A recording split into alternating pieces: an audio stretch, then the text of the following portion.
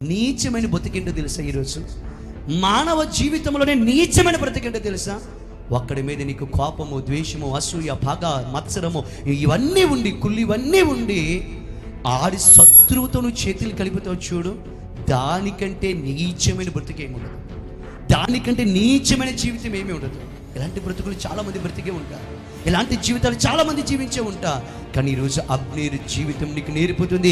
అబ్నేరు లాంటి అంతము నీకు రాకమునిపే దేవుని వాక్యం హెచ్చరిస్తుంది. ఒకరిని పాడు చేయాలని శత్రువుతో ఏం కలపొద్దు, చేతులు కలపొద్దు. అబ్నేరు కలిపాడు, నీచమైన చావు చనిపోయినాడు.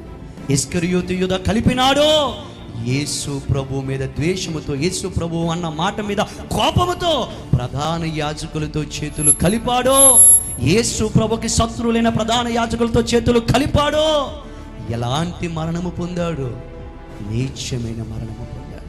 మిగిలిన అపోస్తలులు అందరూ దేవుని కొరకు హతసాక్షులుగా మార్చబడి ఆయన రాజ్యములో ఆయన ప్రక్కన కూర్చుని ఉంటే, ఇస్కరియోతు యూదా మాత్రం ఆ చెట్టుకు వేలాడుతూ నిత్య నరకాగ్ని పాలైపోయాడు. ఎందుకో తెలుసా?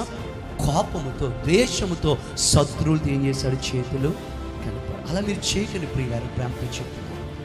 ఎప్పుడు శత్రువుతో చేతులు కలిపి మాత్రం ఎదుటివాడిని పాడు చేయాలనుకో. శత్రువును కూడా క్షమించే మనస్సు మనము కలిగి ఉందముగాక. మనల్ని ద్వేషించిన వారి గురించి, మన మీద నిందలు వేసిన వారి గురించి ఇంకొకరి దగ్గర అబ్నేరు వలె చేతులు కలిపి వారి గురించి ఇక్కడ, వీరి గురించి అక్కడ మాట్లాడుకుందుముగాక.